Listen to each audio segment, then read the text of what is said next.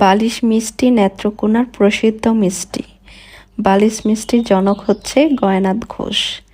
এই বালিশ মিষ্টি খেতে আমরা ময়মনসিংহ থেকে যাচ্ছি নেত্রকোনার দিকে। হিন্দুদের মধ্যে ঘোষ ফ্যামিলি মিষ্টি বানাতে বিখ্যাত। গয়ানাথ ঘোষের 3টা দোকান। মেইন দোকানটা হচ্ছে নেত্রকোনা শহরে বারহাট্টা রোডে অবস্থিত, যা গয়ানাথ মিষ্টান্ন ভান্ডার নামে পরিচিত।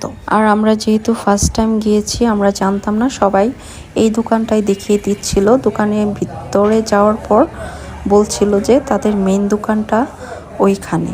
সো বেশি রাত্র হয়ে গিয়েছিল, তাই আমরা ওই দোকানে যাইনি। বালিশ মিষ্টি 50 টাকা থেকে শুরু করে 1000 টাকা পর্যন্ত পাওয়া যায়।